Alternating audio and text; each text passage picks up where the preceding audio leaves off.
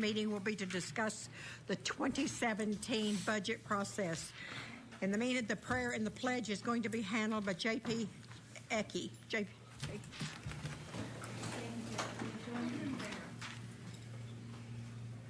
Heavenly Father, I just thank you so much that we can always come to you, no matter how turbulent things are in this world, in this country, and in this state. We always have you to rely on and trust in.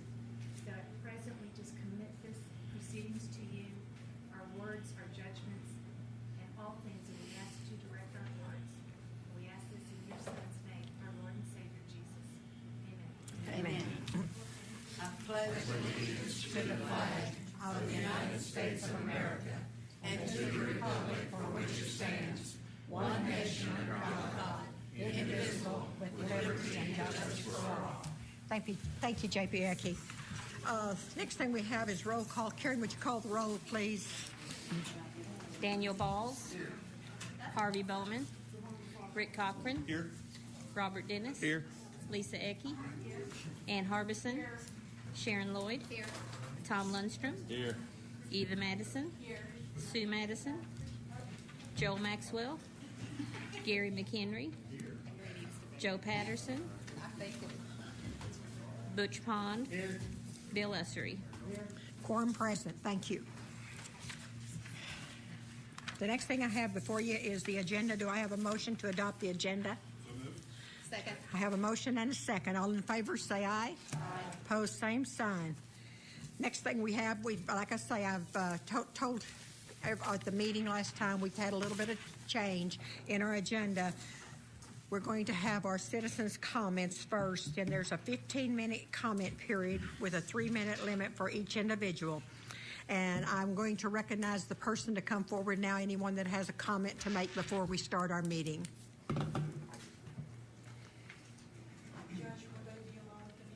Yes, you can make it 3 minutes. Yes. Come to the podium, please.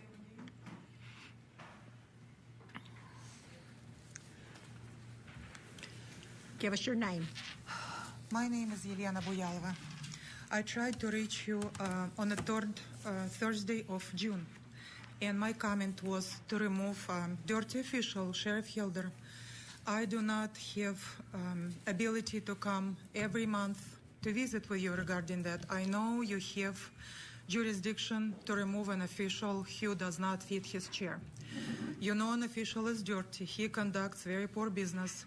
My criminal record was started when I did not commit any criminal offense in 2007. I've been battling it since then. I'm trying to reach you once again. If you need more information, you can ask me to come and we can visit for an hour. I just tried to reach somebody, this man, Jason, your justices, he's Jason. He's a young person.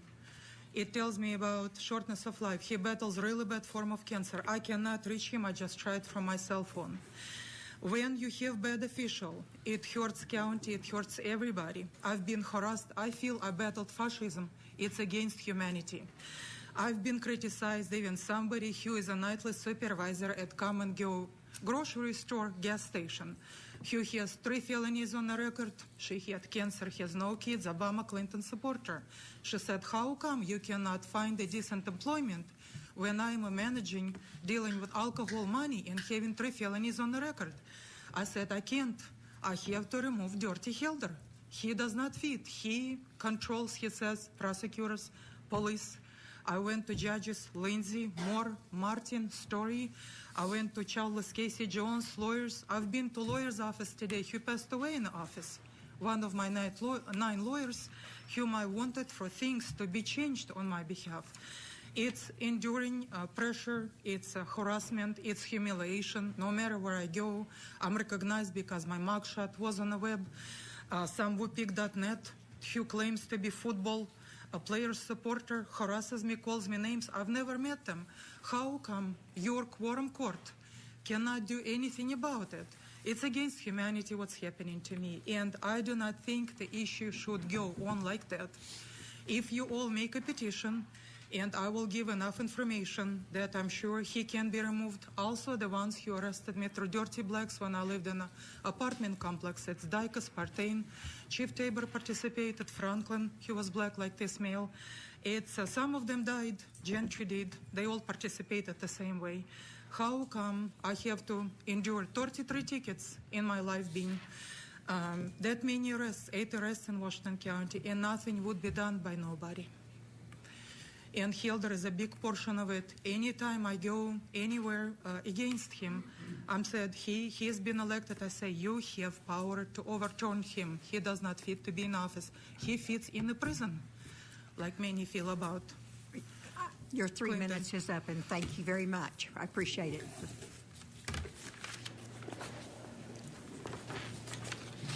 Do I have any other citizens' comments? Come forward, sir, and identify yourself. You have 3 minutes, sir. Do I get walking time, or does that start from when I walk in the back? I start when you speak. When you start speaking, we'll get you then. Beauty. Tim Smith. I live down in the most southwestern part of the county.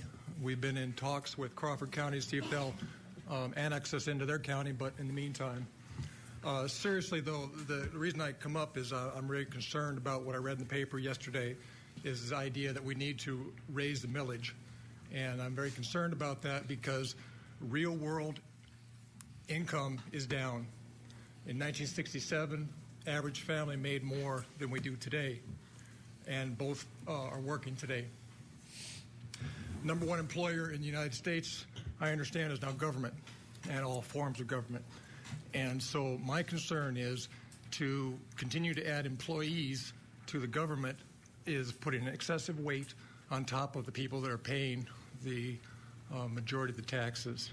And the real world income comes from actual manufacturing and farming and construction, things like that. I work in healthcare. I don't add to the actual value other than people's quality of life. And so I recognize as an individual in the service sector, I don't add to our economy. So I am very concerned that this government panel is looking at increasing the millage. As a property owner, I don't have extra money sitting around waiting to be put out into a further expenditure. And that's myself as a working individual. And I have quite a number of individuals that I work with that are retired. And they are at the top. They don't have any money left over.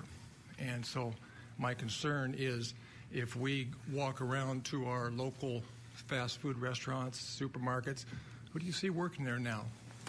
We see older retired people working. Why? Because they're just not able to make ends meet. And so when I was a kid, I worked in fast food. That was a place to start. And now we have people working there that are no longer starting out but ending their lives. So I ask you guys to consider very closely our needs as individual citizens, and we do not need increased taxes of any form. Thank you. Thank you very much, sir. Do we have anyone else? Okay, thank you very much. The next thing we have on the agenda is the comptroller is going to do a presentation on the 2017 budget, request and upcoming revenue process. Ashley, you're up. Okay, thank you. We passed out a packet that goes along with our slideshow for everyone to follow with. There are some extra pages in the packet that are not included in the PowerPoint presentation, so we'll refer back and forth. To start us off, we're going to discuss the 2017 budget process. On page 3.3, we'll get started. It's referring to page 3.4, which is right behind it, so you understand what I'm talking about.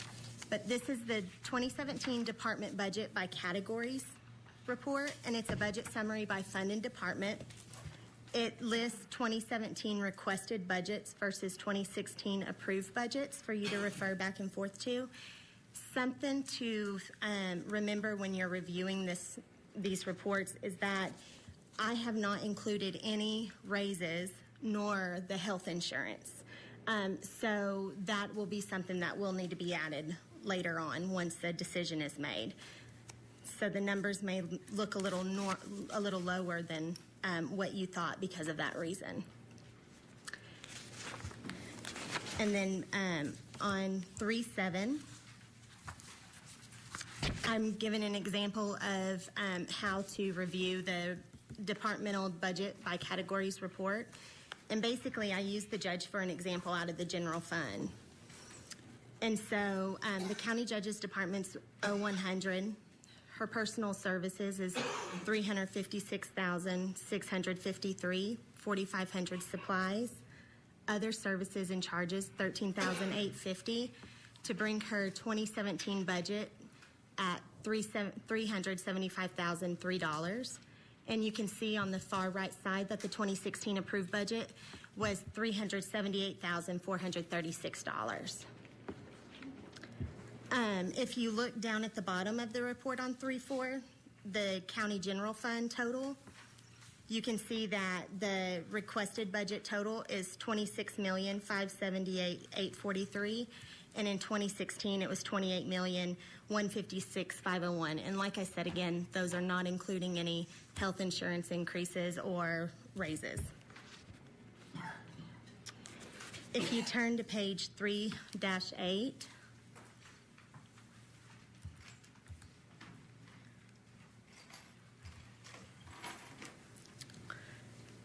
The 2017 budget summary refers to 3-9, and I do apologize that I have a couple of corrections to make that were missed on the final stages.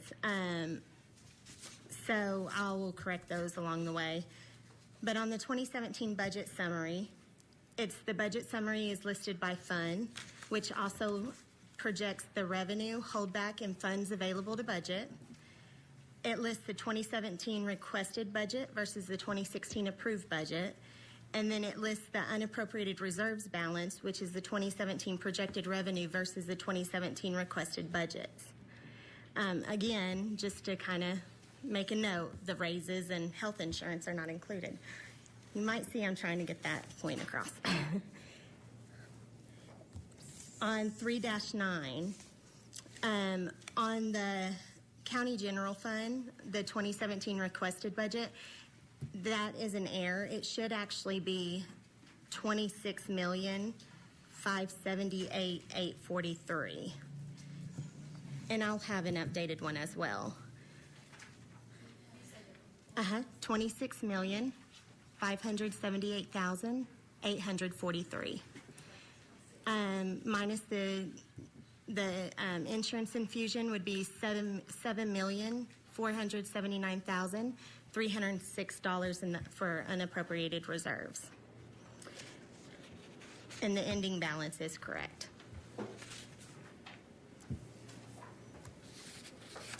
Um, 3-10 is referring to an example on how to understand the report on 3-9.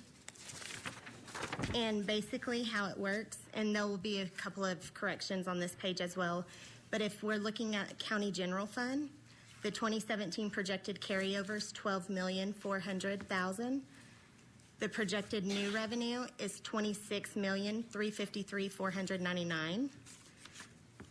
The projected total revenues is $38,753,499 with a holdback of $3,875,350. Available to budget for the general fund is $34,878,149. When we put in our total requested budgets of $26,578,843, subtract out the $820 insurance infusion, that leaves us an unappropriated balance of $7,479,306.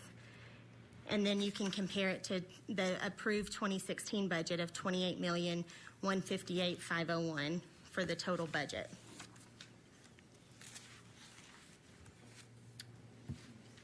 On 3-11 is a pie chart. Oh, yes.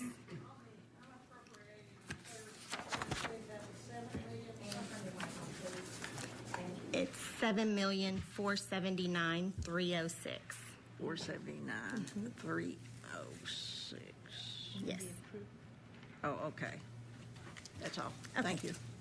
3-11 is the 2016 general fund pie chart that I put together.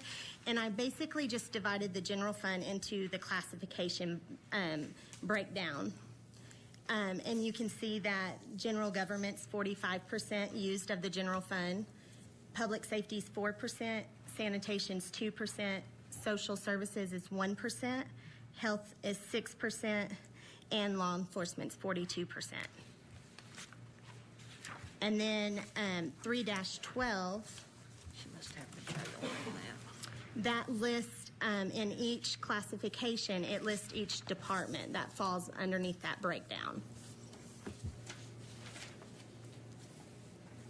And then 3-13 and 14 are just extra pie charts that I did to show the department breakdown and the fund breakdown. Thank you. You're welcome. Didn't realize this.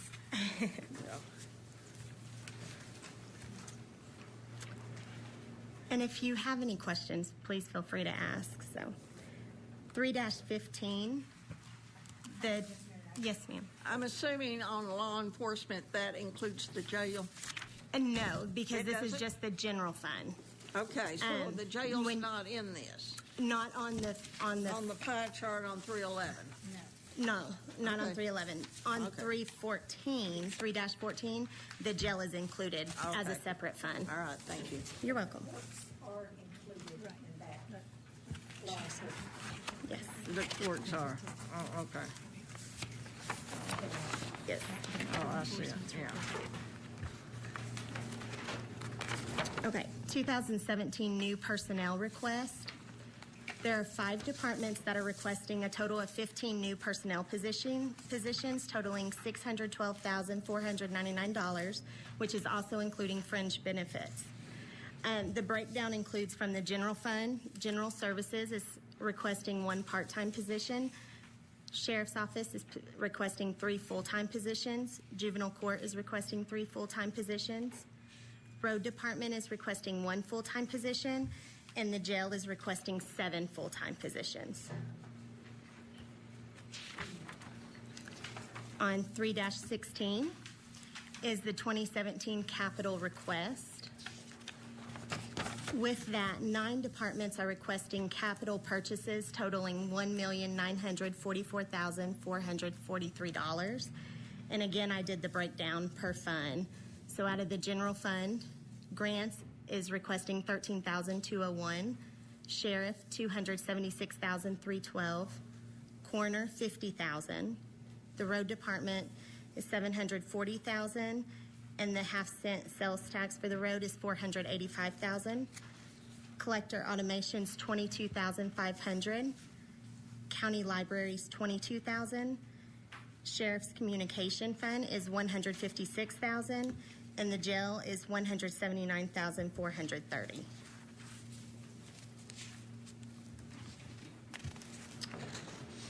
(3-17) is the 2017 salary cost information, including fringe benefits. I want to make a note that on 3-18, I've attached salaries for raises of the percentages, and this is updated from the last one that I've given you because the last one included in the base pay was the bonuses, which I wasn't aware of until I started digging into the budgets.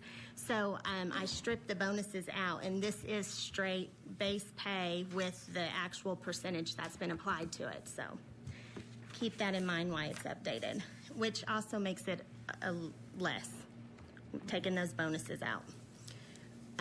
So the 2017 salary cost information. The cost estimate for 7% employee raises out of the general fund is $974,064. Road is $256,714. Recorder's cost is $15,841. Libraries $12,336.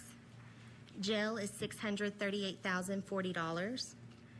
911 is $5,791. HIV clinic is $8,404, and drug court grant is $2,997, and all of the funds total $1,914,187 for a 7% raise. And then again, my note at the bottom is just with the understanding that bonuses have been removed. Total bonuses cost $536,529.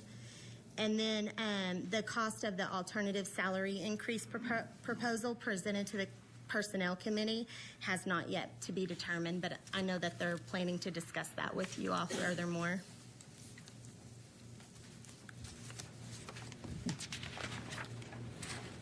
(3-19) is the 2017 health insurance. And here I broke it down kind of based on the plans that you've heard about.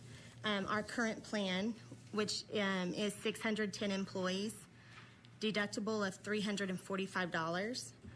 The county pays $411 per position. Total month cost is $250,710, and for the year is $3,008,520. The proposed plan that's been brought before y'all is still 610 employees with a $1,000 employee deductible, $466 per position paid by the county, with a month's cost of $284,260 and a year cost of $3,411,120. The difference in cost is $55 per position. Per month is $33,550, and then per year is $402,600.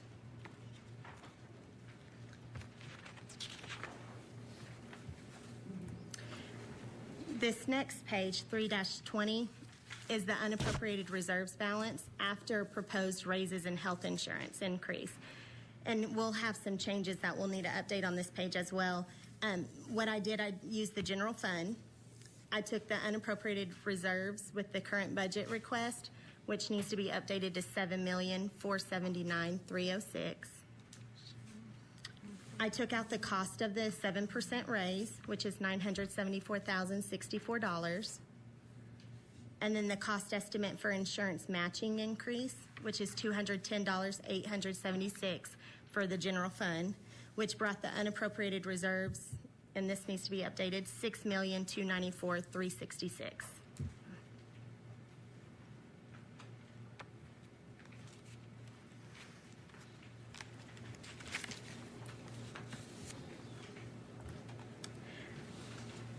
(3-21) is future revenue consideration for something to think about through the process. In year 2020 is the next decennial census. Expected reduction of county's percentage share of the countywide 1-cent sales tax in year 2021. And then another note was the 2023. In 2023, the road half-cent sales tax is set to expire.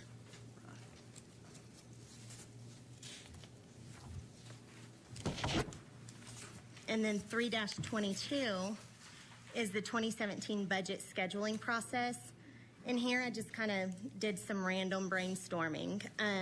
The first is possibly how you all would like to start scheduling the budgets moving forward. We can, it's mentioned to review all department budgets by line item as done previous year.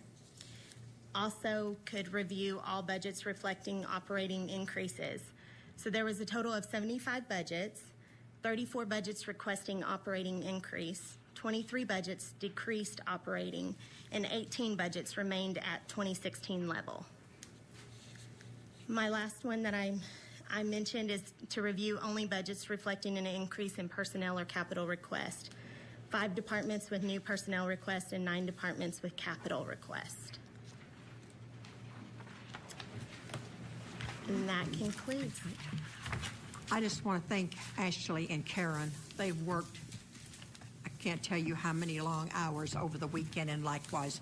I just want you to know what a good job you guys have done. Now, we're going to open up the floor now for discussion. So why don't you just sit tight, because you may have some questions. J.P. Madison. Thank you, Judge. On that very last page, when you enumerated who had operating increases, so that's not including anything capital. So if somebody had like $200,000 in capital last year, we're not. No, actually it is including capital. It's not including personnel. Okay. Because I didn't include personnel since there's been a reduction in personnel because of removing the bonuses, and we haven't included any raises. So I didn't include any personnel besides of what people have asked for new personnel. So if somebody had a sizable capital expenditure last year and then they just moved that money around elsewhere in their budget, you're showing that as neutral. Yes. Okay. Yes. Is there any way to kind of pull those out? I sure mean, can. because that's what I'd be curious about is, and I'm interested to know who has new capital expenses, but also who might be looking like they kept a flat budget, but really it was what should have been a one-time expense last year. Absolutely. And then I don't see, so this does not include this is just general fund is what it looks like to me. The majority of it's general fund, but there's also jail included as well as other funds. What is it? Something Well, that I'm just, because some of that information, like the, I think it was like 320 on the unappropriated reserves. I mean, that's just the general fund. It is, but if you look on page, let's see.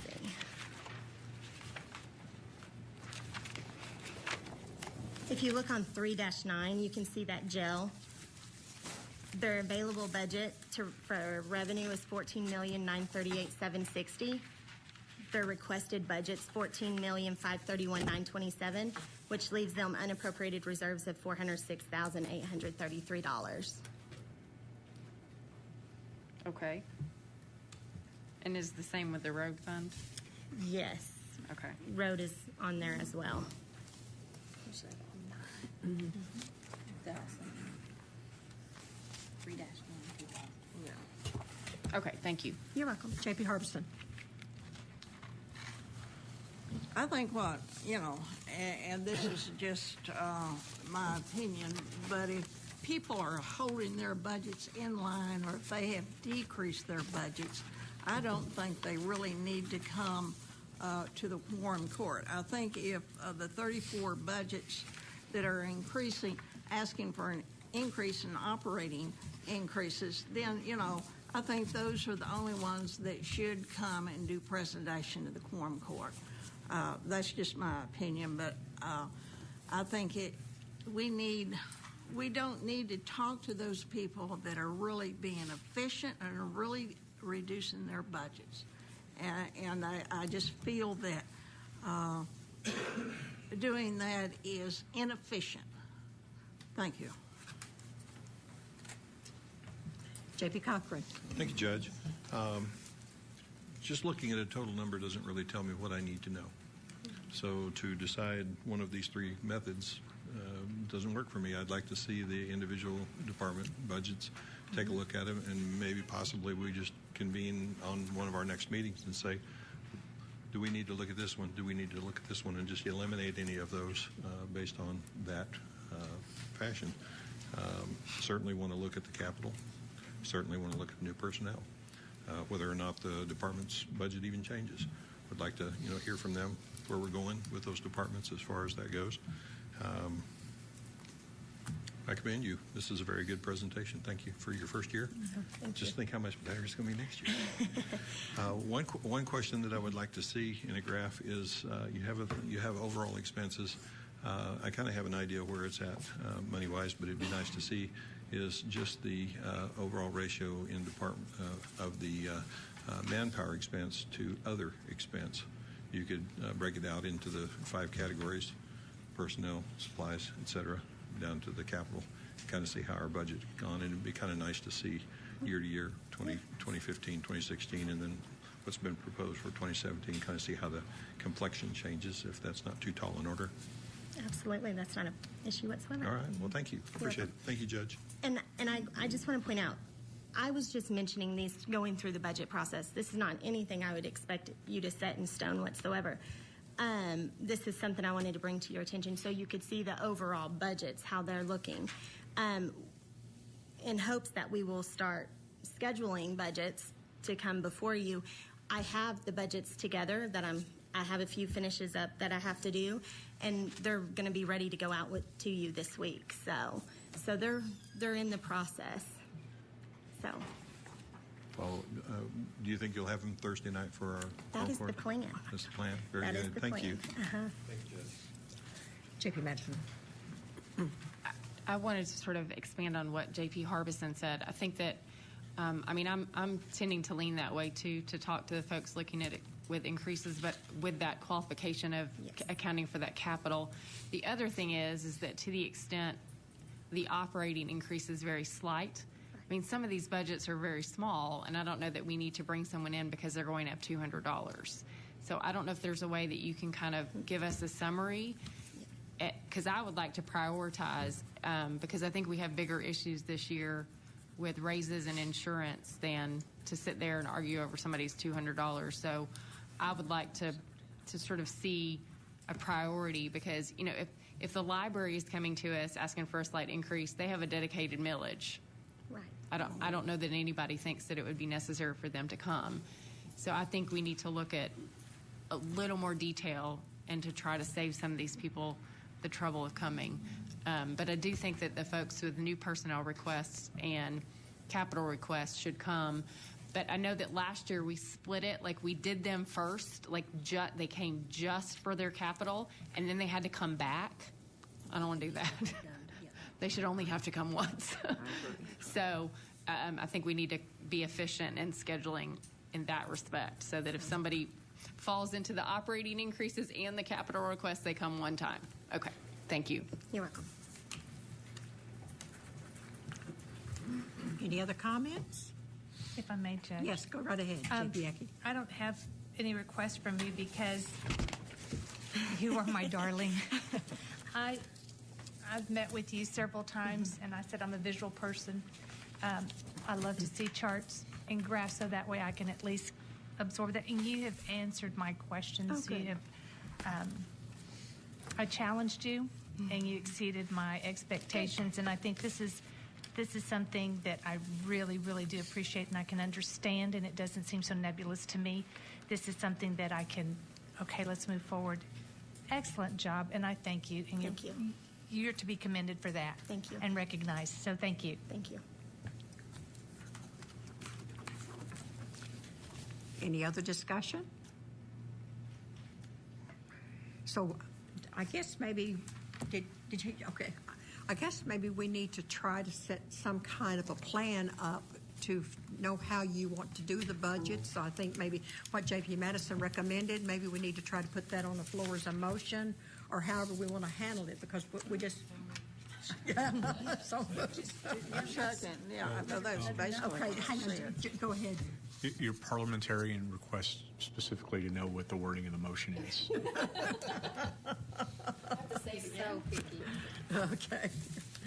Well, I think I would appreciate the court's input on the threshold that I was talking about with modest increases.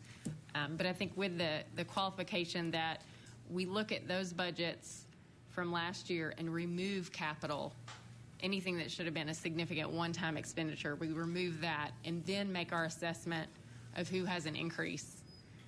Then put those folks in a category and then decide how much of an increase it is. I think if we set some percentage threshold and say if it's, I don't know, less than $2,000, is that what J.P. Essery is saying, $2,000? Do I hear three? Less than $2,000 increase, that we just sort of let those folks go by. And then, so only those folks with a greater than $2,000 increase in their budget would come. And then anybody, I think that would capture anybody with a personnel or a capital expense. Yes. So That's a motion. that is a motion. So moved. So I have a motion and a second. Any further discussion on this? Yes, I'm sorry, J.P. Harbison. Well, I have a question about the capital in that the sheriff's department, I mean, they buy new sheriff's cars or replace them yearly when we have the money to do that. Last year, they didn't have the capital the year before. So basically, I think that capital should stay in there. I mean, if you want him to come and explain, that he's going to replace 4 cars again. I mean, this is a ongoing process to keep new cars or newer cars on the road. So I, I'm not sure that maybe people on the court want to discuss that, but to me, that is a expenditure that should be expected every year. Thank you. Okay, so we have a motion, a second. We're into discussion. Any further discussion? Karen, just call the roll. Sorry. We're moving fast. Bill Ussery. Yes. Daniel Balls. Yes. Harvey Bowman. Rick Cochran. Yes. Robert Dennis. Yes. Lisa Ecke. Ann Harbison. Yes. Sharon Lloyd. Yes. Tom Lundstrom. Yes. Eva Madison. Yes. Sue Madison. Joel Maxwell. Gary McHenry. Yes. Joe Patterson. Butch Pond.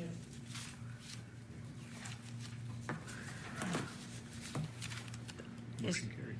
Motion did carry, so now we have a procedure. We will leave it up to these girls to get these schedules worked up, and then we will have them to try to set up times. I think all of you have received a calendar, so Karen, go ahead. Yeah, just the next 2 weeks, like the 19th and 22nd. I mean, just really the last 2 weeks of September, I've got different people, a few out each day. And so I don't know. I don't think next week we can probably get these people scheduled to come in because we kind of want to give it to you next on Thursday night, give you your budgets and stuff. And maybe we can get the schedule figured out before we give that to you. And so I'm thinking that probably our first meeting will actually be October 4th. Does that sound okay? Or do you want to still, like I said, we've got 2 scheduled for next week and 2 scheduled for the week after. But I know we've got a couple out each day. Is everyone good with that? Of course, we'll have this meeting Thursday night. Was that on the 4th that they're asking of October? 4th, yeah. I mean, of the calendar I gave you, the first meeting would be October 4th. Everybody good with that? Just like I say, if you have a problem with it, get with Karen. Okay. And so then we'll go ahead and schedule that for October 4th for our first, and then the girls will get the times, the budgets and the process worked out. Yes? But if we have a committee meeting, does it stay? Do we have committee meetings on? No, that's an empty day. We'll have county services on the 3rd, but on the 4th, we don't, I mean, that's You can a get all free tired of day. each other. So, Okay, then we'll get started on the 4th, and we'll start working from that. Yes, yes, go right ahead. I wanted to, since the article is in the paper about the potential millage, I know we're going to discuss it on Thursday, but one of the things, and I emailed with Bobby Hill over the weekend about this, you all may have seen his updated projections where he decided to switch back from the 77-33 of the 1 cent sales tax to the 60-40 split. And I'm still sort of concerned about the fact that this court hasn't ever affirmatively voted to do that split.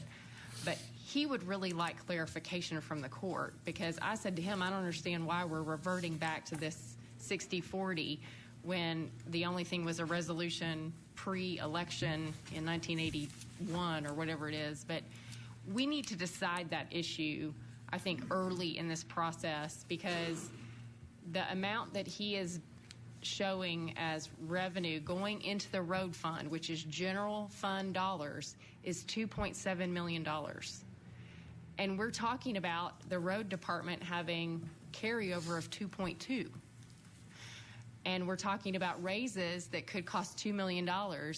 And I look at all those numbers and think, why in the world would we raise the millage? We're bringing in the general revenue already. And so, no offense to our dear reporter here, but I sort of took exception to say that we stole money from the road fund to pay for the budget last year. It was general fund revenue. That 1% sales tax is general fund revenue. And I think for the sake of our treasurer's office, so that he doesn't have to guess every year, we need to decide that issue. We need to decide if that 1% general fund tax is going to be dedicated to any department.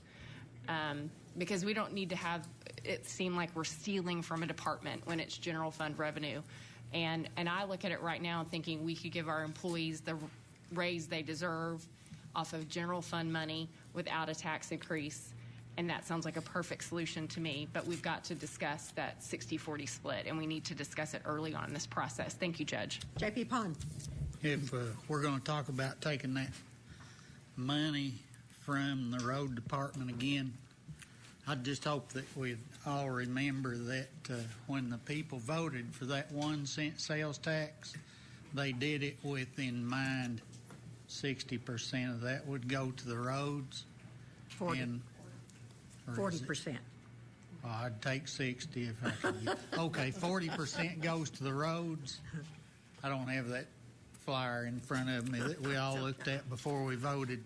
But thing about that is the people of Washington County voted for that 1 cent sales tax with the idea that whenever it was possible, that percentage, that money would go to the roads that are badly needed. And I'd like to add that the condition of those county roads directly affects the business, small and large, in the cities. The condition of the roads affects that. And by the way, not all of us that voted for that 1 cent sales tax with the intention of roads being improved, not all of us have died yet. So just keep it in mind. Thank you. Thank you. J.P. Harbison? There really should not be any confusion. Turn your mic on. The motion was, with no further discussion, Judge Edwards called for a vote on E. Madison's amendment motion to reduce the road department general reserve by $1,029,290 and place it in the general fund reserve. There was never a percentage voted on. They had to use a percentage to get to that $1,029,290. So, we've got plenty of needs for that money in the road department. In fact, I've already started talking about these residential drives that are hundreds of them in the county that need to be brought up to standards, and maybe some of that money could be used for that. I'm also very in favor of raises, but I think we're going to, I'm with Butch. The people voted 60-40 for 40% of that to go into road.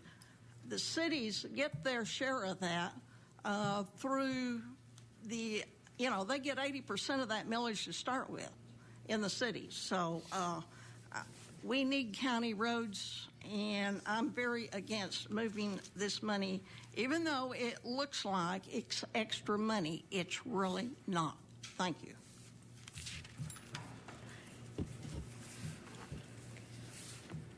Yes, J.P. Cochran. Yes, Judge, may I pass the spreadsheet out? Sure, for go that right gentleman? ahead. Here we go. I'll pass it this way.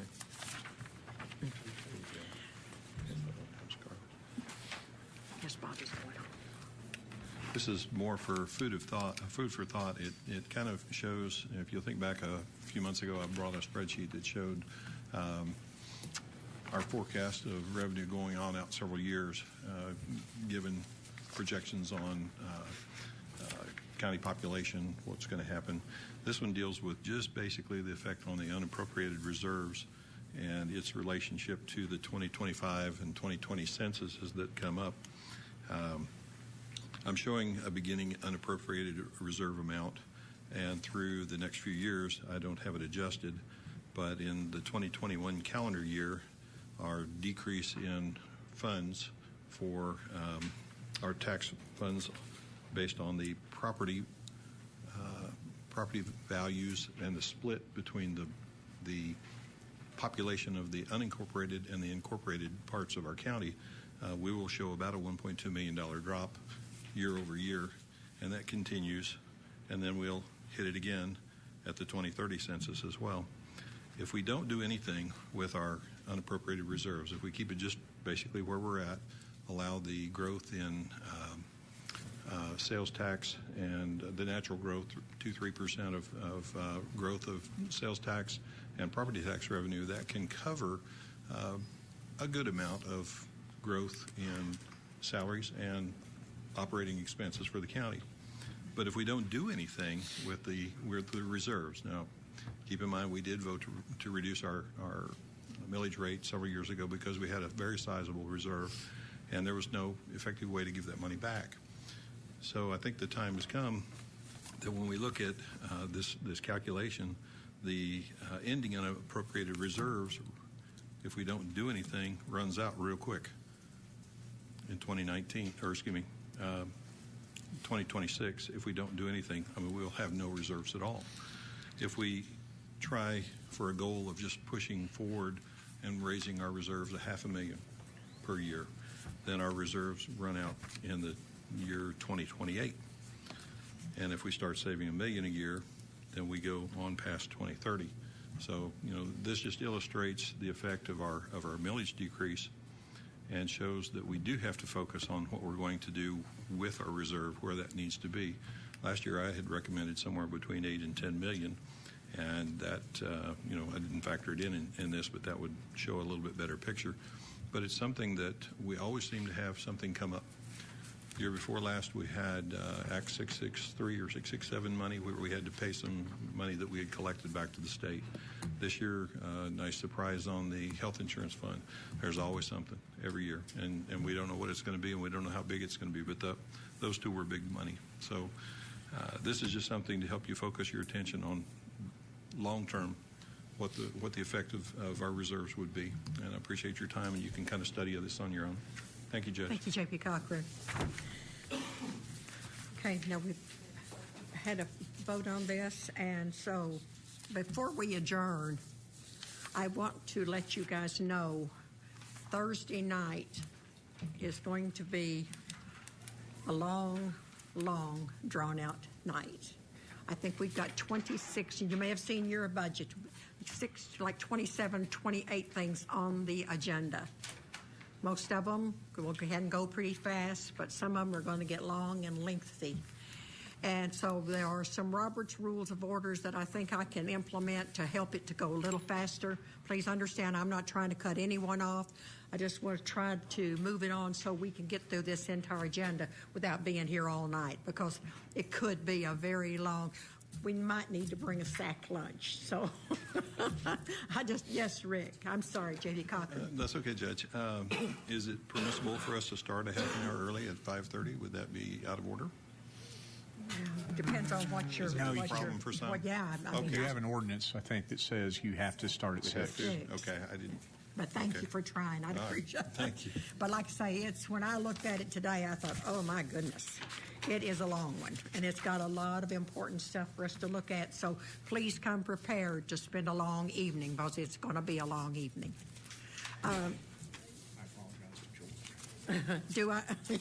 Steve is not going to get to be here. He's got to go to Little Rock and testify at a legislative audit pertaining to our sewer systems. So he's got to go do that. So George is going to have to fill in and try to help us out with that. So, but do we have any other discussion?